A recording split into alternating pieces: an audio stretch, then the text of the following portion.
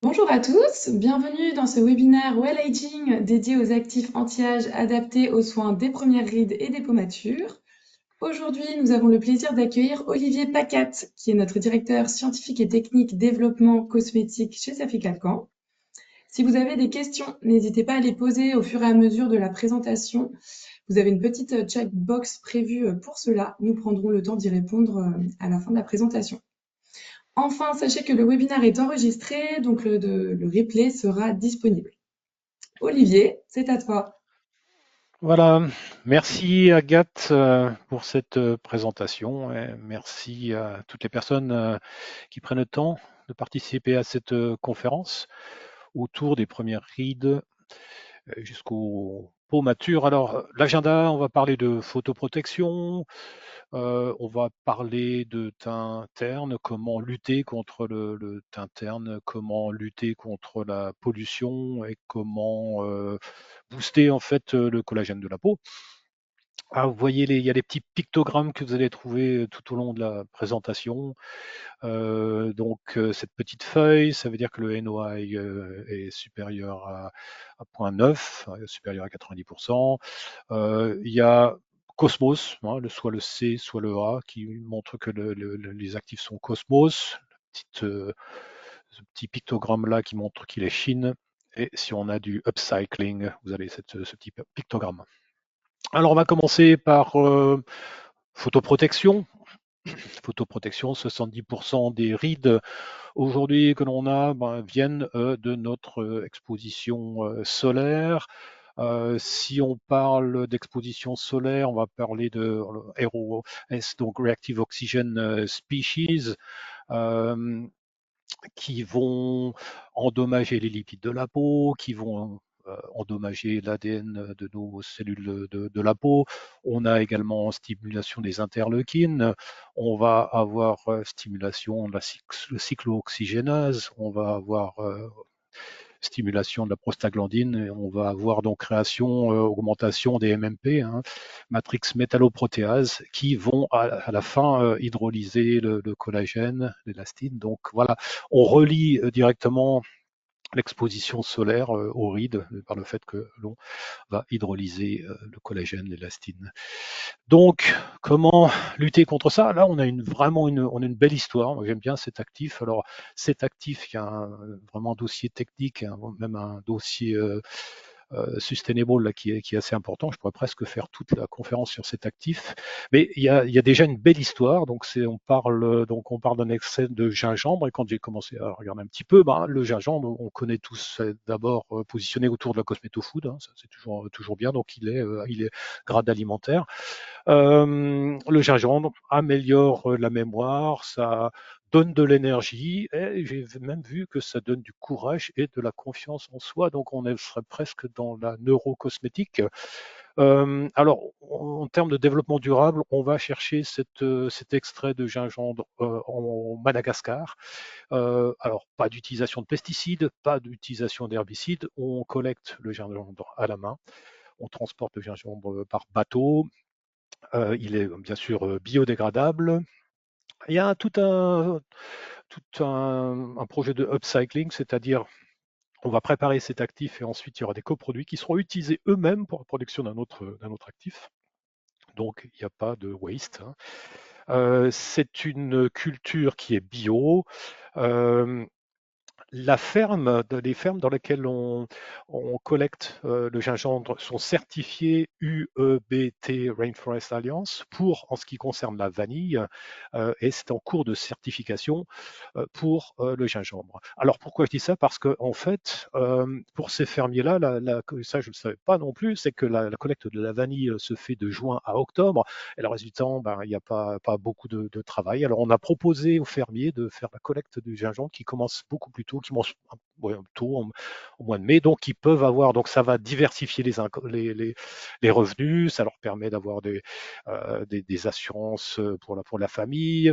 Simrise a tout un programme autour de construction d'écoles dans les villages, et ça c'est très bien. Et surtout, Simrise fait un effort. Enfin, c'est très important pour eux. Ils vont essayer de former les fermiers autour du développement durable pour les encourager à faire de la reforestation. Et donc ça, c'est aussi quelque chose de très intéressant.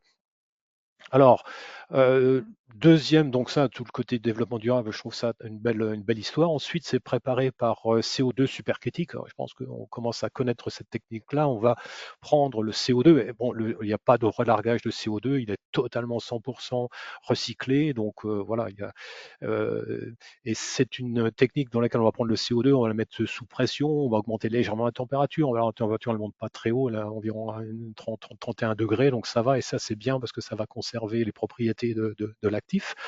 C'est également une extraction qui est assez rapide et qui permet de produire des actifs dont on connaît ici dans ce cas-là, on connaît les molécules actives. Donc il y a deux caractéristiques. Un, on connaît les deux principaux éléments des actifs. Donc on parle du gingerol et du shogols. Et on connaît leur niveau, on est à 40% d'activité, 40% actifs en termes pour ces deux molécules-là. Et bien sûr, quand on fait des actifs à partir de CO2, on prépare des actifs qui sont hydrosolubles, qui sont solubles dans l'huile, donc oil soluble liquid, hein, parce que c'est le CO2 ça permet justement ce n'est pas polaire, donc on va avoir des actifs qui sont solubles dans l'huile. Et la plupart des actifs qu'on sort actuellement sont solubles dans l'eau, et on a une forte demande aujourd'hui pour des actifs qui sont solubles dans l'huile. Et voilà, c'est ce type d'actifs. Voilà. Alors, comme je vous ai dit, il y a beaucoup de tests techniques sur cet actif et je ne vais pas pouvoir les présenter. Ces deux actifs sont des antioxydants puissants. Alors, dans le dossier technique, on a fait des tests de type ORAC et on montre que ce sont des puissants antioxydants. Ça, c'est une chose. Ce qui est intéressant également, c'est que vous savez que les cellules de la peau de type kératinocyte, ils ont un système antioxydant endogène, basé entre autres sur la NRF2, et on voit que cet actif va booster, va faire en sorte que ce système antioxydant endogène soit boosté. Donc, on a vraiment des propriétés antioxydantes. On sait également qu'ils ont fait des tests in vivo, des tests ex vivo sur des explants de peau. On va prendre ces explants de peau et on va les soumettre aux UV. On voit bien sûr, on va augmenter les réactifs oxygène species. Je vous en ai parlé il y a quelques minutes. Et on voit qu'en présence de l'actif, on va diminuer la production de réactifs oxygène species, c'est-à-dire qu'on protège l'ADN, on va protéger les lipides de la peau. Aussi, on voit qu'en présence de lumière, il y a une oxydation qui est boostée. Et là, ces actifs vont permettre de limiter également l'oxydation. Ils ont fait des tests intéressants aussi en prenant des cellules souches, hein. Au niveau de la peau, on a 4 ou 5 endroits où on trouve des cellules souches, ces cellules qui sont à l'origine de toutes les autres cellules de la peau, donc très importantes. Ils ont pris des cellules capillaires, ils ont pu extraire au niveau du bulbe, prendre des cellules souches capillaires. On a pu faire la culture de ces cellules souches et ensuite on les a soumises aux UV. Et qu'est-ce qu'on voit? C'est que les cellules souches vont arriver dans un système d'apoptosis, c'est-à-dire qu'elles vont petit à petit mourir et on voit qu'en présence de l'actif, on va protéger les cellules souches contre les effets des UV. Donc voilà, je trouve ça intéressant et ça pourrait presque suggérer qu'il y aurait une application de ces actifs pour le domaine capillaire, quand on est dans un phénomène de skinification. Donc la protection solaire au niveau du capillaire, c'est un phénomène c'est une tendance qui augmente. Alors ici, on a regardé la production de mélanine. Mélanine, ici, on mesure le taux de mélanine. On a pris simplement des mélanocytes, hein, et on prend le contrôle, on présente. Et ce qui est intéressant, c'est qu'on a fait ça en présence de visible light, donc lumière visible. Et on voit que, en présence de lumière visible, on a une augmentation de production de mélanocytes. Donc ça montre bien que tous les jours, on n'a pas besoin nécessairement d'être exposé à des UV violents. Non, tous les jours, on est soumis à cette lumière visible qui augmente les mélanocytes. la production de mélanine. Ici, grâce à l'actif, on va diminuer la quantité de mélanine. Et c'est important parce que si on veut avoir un teint sans imperfection, c'est bien d'éviter la production de mélanine qui donne un teint qui n'est pas, sur lequel il y a des taches, par exemple. Donc, on essaye d'éviter ça et on voit qu'on va diminuer la production de mélanine ici. Alors c'était des tests in vitro, on a fait des tests, on fait des tests cliniques, on fait pas mal de tests cliniques, je vous recommande d'aller voir en détail. Et ici, par exemple, on va regarder on regarde le nombre de spots, donc de taches solaires, en fait, de taches pigmentaires. On voit qu'au niveau du placebo, après 56 jours, on voit une légère augmentation du nombre de taches pigmentaires. Et quand on prend la, le visage qui était traité par l'actif, on voit qu'on a une diminution significative du nombre de taches pigmentaires. Et c'est ça qui est à l'origine des imperfections de la peau, c'est ces taches pigmentaires. Donc, et ce visage a été traité à avec 0,2% d'active Simvital MADA. Ce qui est important, c'est que 74% des panélistes qui ont utilisé ça ont pu constater qu'on a une diminution de ces taches pigmentaires. Alors, ensuite, on a regardé, il y a eu des tests toujours, des tests cliniques. Ces tests cliniques qui ont été faits aussi pendant 56 jours avec un niveau de Sim Vital MADA de 0,2%. Et on voit qu'on a une diminution de manière significative des rides, et ça c'est compréhensible. Et surtout, on voit que 75%, entre 75% et 80% des panélistes ont constaté qu'il y avait une amélioration du relief de la peau, donc une diminution de la granulosité, une, une peau qui est plus uniforme au niveau de la texture. Voilà, donc ça c'est également, et on voit une diminution des rides après 42 et 52 jours avec cet actif. Ici, on pouvait constater ici, par exemple, une illustration sur ce panéliste de la diminution des rides. Ensuite, ils ont fait une étude qui en présence de pollution, et je trouve ça aussi assez intéressant parce que si vous faites ces tests-là dans des zones polluées, ils ont pu mesurer, par exemple, au niveau atmosphérique, les quantités de MMP, par exemple, des particules. Et donc, on est dans des zones où il y a un taux de particules assez élevé. On voit, par exemple, au niveau du placebo, que l'on va augmenter l'index de mélanine, donc on va augmenter les taches pigmentaires, et si vous voyez c'est cette partie-là. Par contre, si vous traitez le visage avec l'actif Sim Vital MADA, et c'est testé à 0,2%, on voit que l'on diminue en fait l'indice de mélanine, donc on a moins de production de mélanine. Et ça, je trouve ça intéressant, cette étude qui montre l'effet de la pollution en fait sur les taches pigmentaires et la nécessité de lutter contre ces taches pigmentaires dues à la pollution en utilisant cet actif-là. Alors, en termes, si on veut résumer, on voit que c'est un extrait de gingembre. Donc, vous avez l'inkinème ici. La solubilité, je vous ai dit que c'est à utiliser dans l'huile. Vous avez une bonne stabilité au niveau de la température. Le niveau recommandé, c'est 0,2%. Il n'y a pas de contrainte de pH.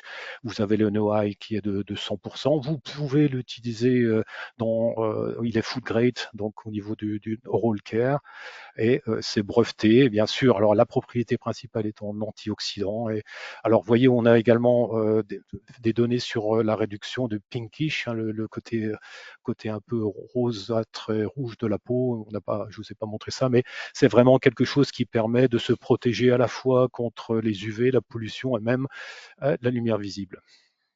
Alors ensuite, le deuxième actif que j'aimerais vous présenter, ça, c'est autour de la lutte contre le teint terne. Alors, si vous prenez une peau jeune, vous allez avoir une peau qui est transparente. Quand la lumière arrive sur cette peau, elle arrive et ensuite elle va être réfléchie, et c'est là c'est ce qu'on appelle une peau, une peau qui est brillante, une belle peau. Et par contre, si vous voyez ici, dans ce cas-là, si vous avez des imperfections au niveau de la peau, par exemple des petites particules, la peau va rentrer et ensuite il va y avoir des phénomènes de diffraction, c'est-à-dire que la lumière va arriver ici, elle va être diffractée dans plusieurs directions, et donc c'est là qu'on va avoir une peau terne par rapport à une peau en bonne santé. Voilà. Et Ishimara et Farkos, c'est les producteurs de Juniper Bright, cet actif-là, ils ont noté que certaines particules étaient faites de protéines, étaient composées de protéines et de lipides qui sont, disons, dénaturés. Et ça, ces particules qui sont composées de ces protéines et de ces lipides dénaturés, on l'appelle les lipofuscines. Et on s'aperçoit qu'il y a de ces lipofuscines au niveau des kératinocytes de la peau, et qu'on en a de plus en plus au fur et à mesure que l'on vieillit, et que la lipofuscine est responsable du fait qu'on a de la lumière diffractée et donc un teint plutôt terne. Alors, il y a deux mécanismes qui permettent de lutter contre ces agrégats de protéines. Le premier mécanisme, c'est basé sur les protéosomes. Alors, c'est un système qui, quand on rencontre, quand il y a un peu trop de protéines dénaturées au niveau des kératinocytes, il y a ces protéosomes qui vont arriver, qui sont stimulés par l'ubiquitine, et en fait c'est un groupe où il y a énormément de protéases, et on va dégrader la protéine qui est dénaturée en aminoacides qui peut être par exemple récupérée par la cellule. Ça, c'est le premier phénomène autour des protéasomes. Okay. Le deuxième mécanisme, on va s'attaquer à la lipofuscine directement, et c'est le phénomène d'autophagie. Alors l'autophagie, c'est le fait qu'on va avoir cet agrégat de protéines et de lipides qui sont abîmés, et on va créer un autophagosome autour de ça. Dans cette vésicule, il va y avoir également des protéases qui vont hydrolyser. Et ensuite, on va hydrolyser par exemple les protéines en aminoacides, et ces aminoacides vont être relargués, parfois à l'extérieur, mais souvent à l'intérieur pour être utilisés. Donc c'est un espèce de recycling en fait des acides aminés pour reformer des protéines nouvelles. Voyez. Donc voilà, on a ces deux phénomènes qui permettent de limiter la quantité de lipofuscine dans les cellules de type kératinocyte. Alors, Ishimura Farkos, ils ont fait tout un système pour tester des extraits. Et l'extrait qui était le plus efficace, c'était un extrait de baies de juniper. Alors, juniper, oui, c'est ces petites baies un peu bleues qu'on voit ici, et qu'on trouve entre autres en Europe de l'Est, dans les montagnes d'Europe de l'Est. Vous voyez, Linkiname, c'est dans du butane glycol qui est naturel à partir de canne à sucre. Et on a fait des tests, et on a regardé un petit peu les marqueurs de l'autophagie, et on voit qu'en présence de Juniper Bright, on augmente la quantité des marqueurs de l'autophagie après quelques heures. Donc voilà, l'autophagie est boostée grâce à cet actif. On a également regardé les marqueurs des protéasomes, et on voit qu'ils ont testé ces marqueurs dans des kératinocytes adultes, et on voit qu'on a une augmentation de la production de ces marqueurs liés au protéasome. Et ici, vous voyez, ça, c'est le contrôle. Donc, à la fois dans des kératinocytes adultes et dans des kératinocytes plutôt jeunes. Donc voilà, on booste les deux phénomènes qui permettent d'éliminer l'hypofuscine. Alors, ensuite, ils ont fait des tests cliniques. Et ici, avant de faire les tests cliniques, on voit ici, par exemple, ce sont des kératinocytes, et on voit des kératinocytes, et on voit ces petits grains de lipofuscine, ici, vous voyez, qui sont ici, les petits grains. Et si on traite ces kératinocytes avec Juniper Bright à 0,5%, eh on voit que l'on diminue cette granulosité brune qui correspond à la lipofuscine. Vous voyez, ici, on a une diminution significative de 60% de cette granulosité brune. Et la conséquence, c'est qu'on va voir ça en test clinique ici. Alors, comme on a mesuré ça ici, on a utilisé un appareil qui envoie un flux de lumière LED qui ensuite réfléchit, vous voyez, et on va avoir des capteurs ici, et plus la peau est transparente, ben, plus on va avoir une diffusion normale, et on va avoir des capteurs ici, on va avoir un grand nombre de capteurs qui vont être activés pour collecter la lumière. Par contre, si vous avez une peau dans laquelle il y a de la lipofuscine, par exemple, ben, au lieu d'être réfléchie, cette lumière va être diffractée et donc on aura beaucoup moins de capteurs qui vont permettre de mesurer la lumière. Ici, donc voilà, une peau transparente, on va avoir énormément de capteurs qui vont être activés alors qu'ici on en aura moins. Et c'est ce qu'on voit en fait en test clinique. Ici, vous voyez, là c'est le placebo. Donc ici, vous voyez que on n'a quasiment pas d'augmentation du nombre de capteurs avec le temps. Ici, par contre, si on prend la peau qui était traitée avec Juniper Bright, qui était testée à 1%, on voit qu'on a une augmentation significative du nombre, on a 10% de plus de capteurs montrant que on a une peau qui passe d'une peau dans laquelle il y a beaucoup de lumière diffractée à une peau où il y a beaucoup moins de lumière diffractée, donc une peau plus claire. Ensuite, on a dans ce test clinique, ils ont regardé les pores et on s'aperçoit. Alors, il faut savoir que le nombre de pores est aussi relié à l'autophagie. Si vous augmentez le phénomène d'autophagie, vous allez permettre, entre autres, l'autophagie, ça permet d'éliminer tous les wastes, tous les éléments toxiques qui contiennent dans la peau. Et donc, on voit une diminution des pores. Et parce qu'on a augmenté l'autophagie grâce à cet actif Juniper-Bright, on voit qu'on a une diminution des pores de la peau.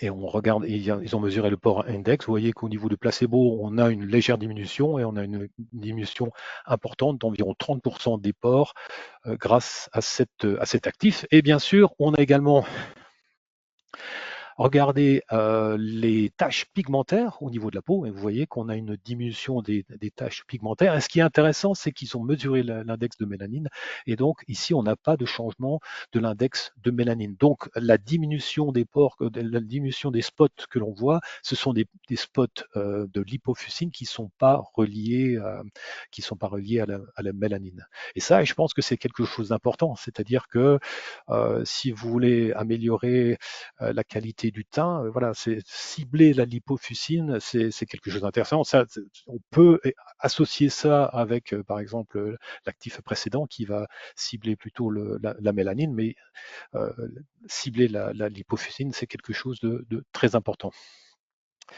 Et ici, donc, on voit par exemple, ici, on a mesuré la diminution de ces spots et on voit qu'on a une diminution de 15% du nombre de ces spots un peu bruns et quand on regarde au niveau du placebo, il n'y a pas de diminution de ces taches pigmentaires. Alors, voici pour résumer, vous avez le Linky ici. Voilà, c'est un produit là qui est plutôt hydrosoluble. Vous avez une dose de recommandation d'environ 1%. Il est quasi-drogue japonais. Il est approuvé Chine. Il est Cosmos et vous avez un NY d'un. Voilà, donc quelque chose j'aime bien ce concept de l'hypofuscine qui est original. Alors, lutter contre la pollution. Ici, on va parler d'Azeclair, de la société Corum, Azeclair P. Alors, vous avez peut-être déjà entendu parler de cet actif-là, et la nouveauté, c'est qu'il est disponible sous forme de poudre. Pourquoi? Ben, on voit en fait nos clients nous demandent de plus en plus d'actifs sous forme de poudre. Pourquoi? Ben, parce que d'abord, il n'y a plus besoin d'avoir des conservateurs. On va transporter moins d'eau, donc on a un bilan carbone qui est plus intéressant parce qu'on va limiter l'émission de gaz à effet de serre. Vous avez ici le Linknem, potassium azéol diglycinate. Vous avez cette formule ici. Et voilà, c'est un solide avec un 90% au niveau de la pureté. On est à 95% de pureté. Ici, sur ce test-là, on a regardé l'effet des particules de diesel sur la production donc, des matrix métalloprothèses. Je vous en ai parlé au début de la présentation. Hein. Plus vous avez de matrix métalloprotéase, plus vous avez d'hydrolyse du collagène, de l'élastine, donc risque de wrinkle, et vous voyez que grâce à cet actif, alors ici on voit, ça c'est le contrôle, si on met en présence de particules de diesel, on voit une augmentation des MMP. Alors on a testé des particules de diesel, on a testé de la dust, de la poussière urbaine, et on voit que dans les deux cas, on a augmentation des MMP1, et si on le met en présence de l'actif, on va avoir une diminution de MP1. On a regardé également l'interleukine. Je vous en ai parlé aussi au début, hein, dès qu'il y a des problèmes de pollution, des problèmes si la peau est soumise aux UV, pollution, à n'importe quelle chose qui agresse la peau, vous allez avoir augmentation des interleukines, et on le voit ici en présence des particules de diesel, augmentation des interleukines, et grâce à cet actif, on va diminuer. On va voir, vous voyez, on a quand même des diminutions qui sont assez importantes, presque 60%, 52%, presque 40%, plus de 40% des diminutions des interleukines MP. On a regardé l'inhibition de la tyrosinase. Tyrosinase, c'est l'enzyme qui est associée, la première étape, dans la production de mélanine. Et donc, voilà, au niveau des produits blanchissants, on a souvent ciblé la tyrosinase. Ici, vous voyez que si on regarde Azéclair, on voit qu'on a une inhibition, si on est à 15 ppm, on voit une augmentation de presque 40% de la tyrosinase et une augmentation de plus de 80% de la tyrosinase en présence de 30 microgrammes par millilitre. Et on est plus efficace que la bêta-arbutine, pourtant, qui est la référence en termes de produits blanchissants. On a regardé en test clinique sur une quinzaine de personnes l'effet blanchissant. On a simplement mesuré la valeur L. Et vous voyez que si on regarde le contrôle, le placebo, on voit qu'on a une diminution de la valeur L, donc on a une peau qui est plus grise. Et par contre, si on prend Azéclair en termes de clinique, on voit qu'on a une augmentation. On voit que on augmente L, donc on a une peau qui va être beaucoup plus claire. Ensuite, voilà en termes de boosting pour augmenter le collagène. Alors, je pense que tout le monde connaît le collagène. On a plusieurs types de collagène. Ici, je parle du collagène de type 1, je parle du collagène de type 3. Vous voyez qu'on a à peu près 80 à 90% de collagène de type 1. On voit que le collagène de type 3 plus, voilà, c'est 15%.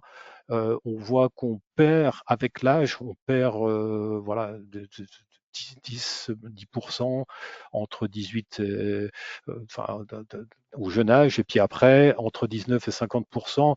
Voilà, et on perd le collagène 3 plus rapidement que le collagène 1. Ici, vous voyez une coupe d'une peau jeune. Et vous voyez que la quantité de collagène, ici c'est une peau qui est plutôt âgée, vous voyez que la quantité de collagène a diminué de manière significative. On a également le collagène 4 qu'on va retrouver plutôt dans la jonction derme-épiderme. Voilà. Donc, essayer de booster la production de collagène 1, de collagène 3, ça peut être également une stratégie anti-âge pour limiter la création de rides.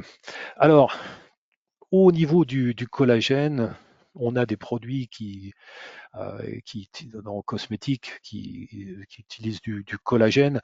Les premières générations de collagène, ça venait plutôt de sources bovines.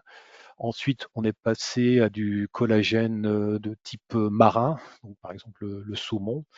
Et bien sûr, le problème de ce type de collagène, c'est que il est bien sûr, on ne peut pas avoir de claim vegan. On essaye d'avoir de plus en plus au niveau de la cosmétique des claims de la non-utilisation animale.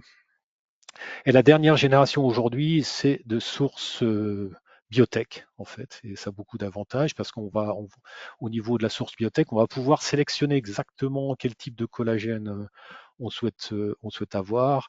Et on va pouvoir vraiment faire un mimique du collagène humain, alors que là, on a quand même beaucoup de différenciation. Le collagène bovin est assez proche du collagène humain, mais par contre, le collagène marin est assez différent en termes de structure du collagène humain. Donc, alors, on va utiliser des phénomènes de biotech. Alors, on a on connaît exactement maintenant la structure et la séquence du collagène humain.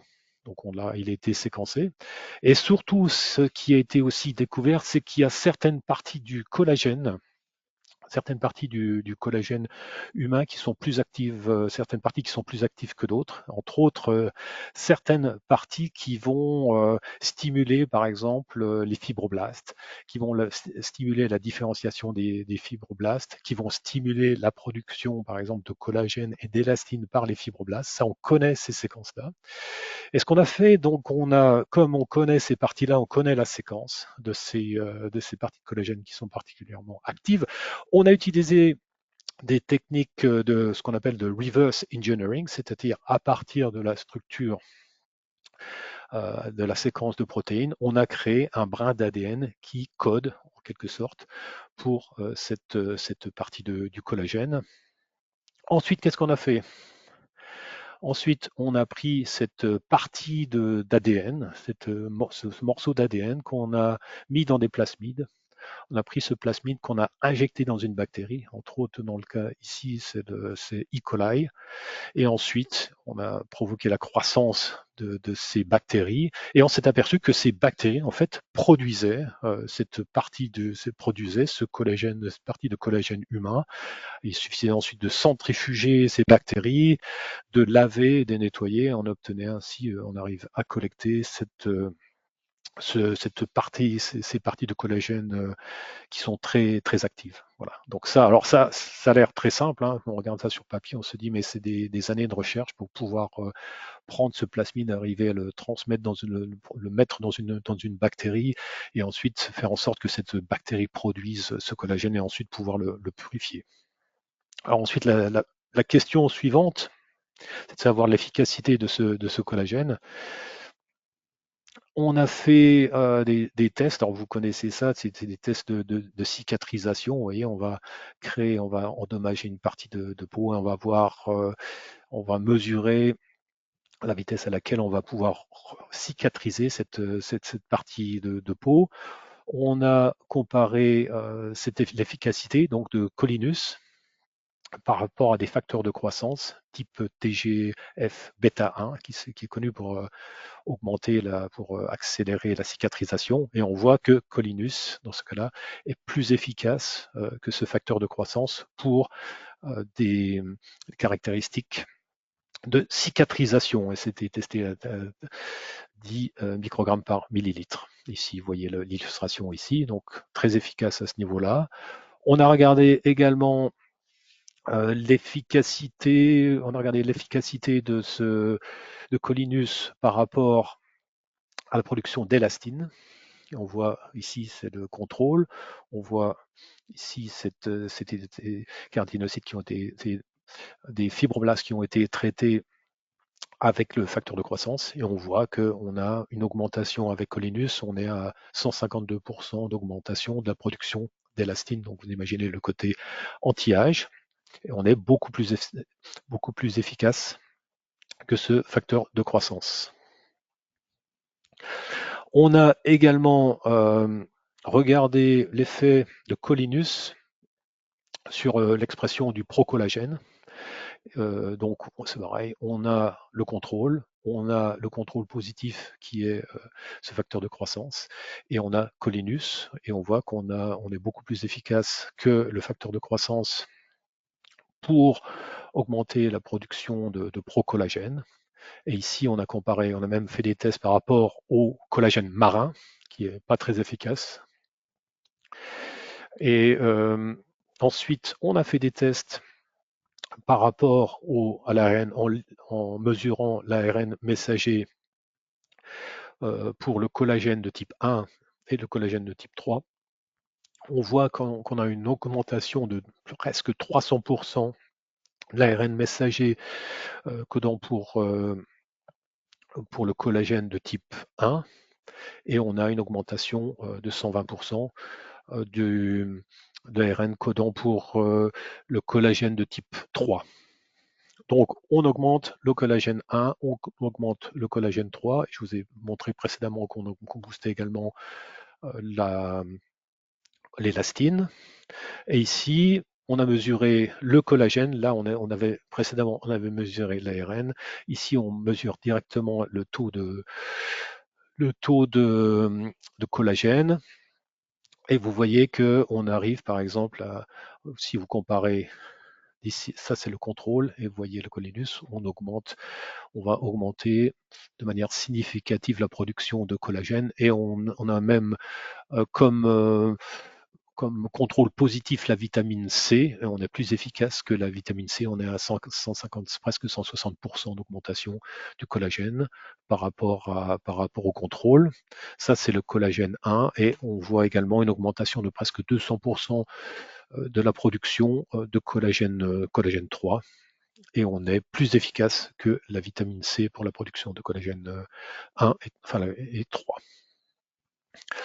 Alors, je trouve cette expérience assez intéressante parce que on nous demande souvent, ouais, vous avez un actif, mais est-ce que cet actif est capable de pénétrer à l'intérieur de la peau? Alors là, on a fait un test à partir d'une cellule de France, et on a regardé et on voit, vous voyez, on voit qu'on mesure la pénétration de Colinus dans la peau, et on voit qu'il y a une pénétration. Et ici, le contrôle, c'est un collagène marin, et on voit qu'il n'y a pas de pénétration.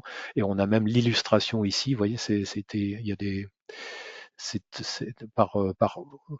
il y a de la fluorescence, et on voit qu'on a augmentation ici de la fluorescence, donc on a pénétration de l'actif.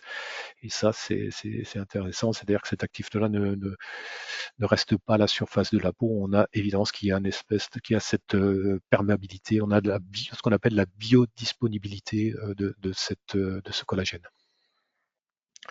Finalement, on a fait des tests cliniques, et je trouve que les résultats sont très impressionnants. Donc, ce sont des tests cliniques qui ont été faits sur une dizaine de volontaires. On a testé Colinus à 1%.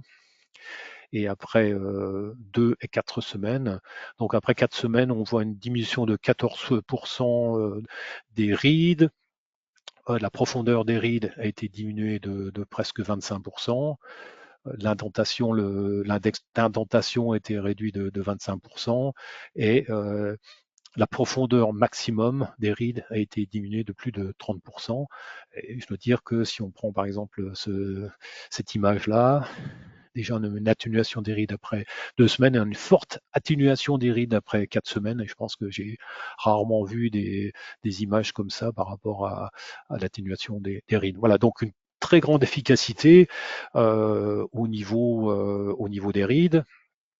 Alors, voici la carte d'identité de ce produit. Donc, water, butylène glycol, hydrolyzed collagène. C'est sous forme de liquide, un peu légèrement jaunâtre, et voilà, alors, on recommande l'utilisation dans la phase aqueuse, pH 6,5, 8,5. Et voilà, je pense qu'on a. Alors, si je veux résumer l'approche là, hein, le toolbox Well Aging, on a parlé de photoprotection avec Ximvital Mada. Voilà, je pense que la caractéristique de ce produit, c'est d'être très concentré en antioxydants puissants et avec 40% qui sont titrés en actif, et ça, c'est quand même extraordinaire. Et avec ce pouvoir antioxydant, on va avoir, on va permettre de lutter contre les réactifs oxygen species qui sont générés par le soleil et donc d'avoir tous les avantages qu'on a vus.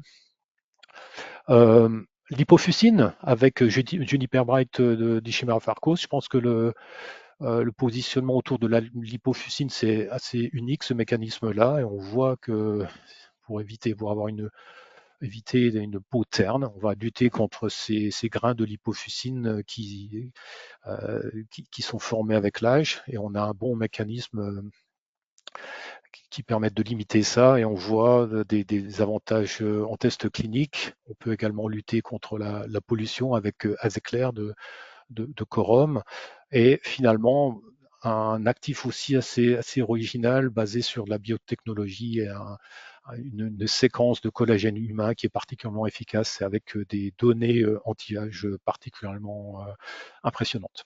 Voilà, je vous remercie pour votre attention. Agathe, est-ce qu'il y a quelques questions de ton côté? Alors oui, nous avons quelques questions. Profitez-en, hein, c'est le moment des questions. N'hésitez pas à les taper dans la petite chatbox prévue à cet effet. Alors, nous avons une question sur le Sim Vital MADA. Quels sont ses bénéfices en oral care? Alors d'abord, on a vu il est approuvé alimentaire, donc ça, on peut utiliser cet actif. Et ensuite, on a vu des effets contre l'interleukine, on a vu des effets apaisants. Et en fait, ces effets apaisants contre l'interleukine, contre la cyclooxygénase, contre la prostaglandine, on a bien sûr des effets sur la peau. Ça permet de limiter l'inflammation, ça permet d'éviter la production de MMP et donc de l'hydrolyse du collagène. On a des effets similaires en oral care. Vous pouvez utiliser ça, par exemple, dans des dentifrices pour peau sensible. Vous voyez, pourquoi? Parce que la peau sensible, c'est des peaux qui ont une tendance à l'inflammation. Donc, vous pouvez utiliser cet actif dans des produits qui vont lutter contre l'inflammation. Et c'est des produits qui sont très, enfin, oral care, hein, des dentifrices, par exemple, enfin, euh, on n'appelle pas gencive sensible. Voilà, ça c'est quelque chose que vous pouvez utiliser. Merci Olivier.